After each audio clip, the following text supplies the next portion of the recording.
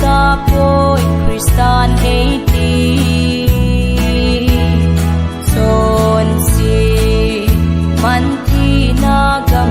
chuka dan son si be nagam chu ka lung tai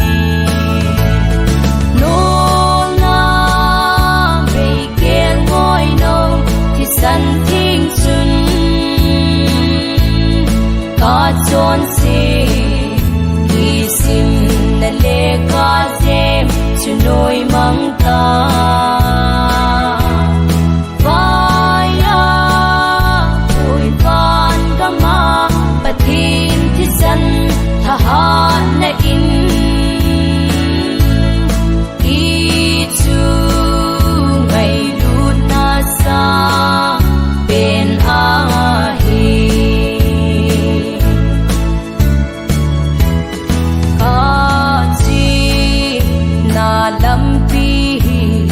và nỗi mi để mu đinh in thi lệ man tha na lam đi zo na chi ka bang hil tai hin la cross tha ha na in ei pui nai ka ha na ka chon na ahi no na be ken ngoi no thì san thiên xuân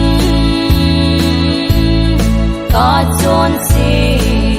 hy sinh na le ka dêm cho nỗi mong ta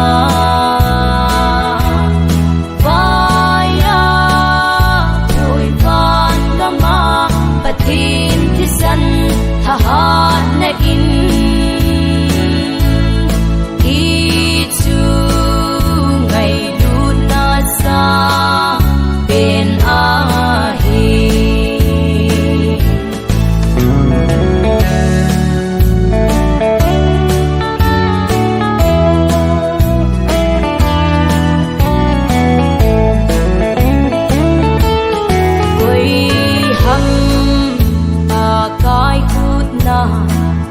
na ei lui do so ding vô thi na le than khu na tha ha na hoya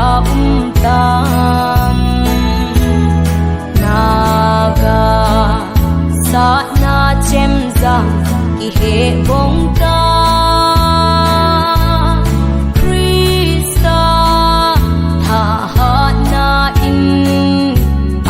dấu tai nô na về kia ngôi nâu thì san thiên xuân có chốn si hy sinh là lệ có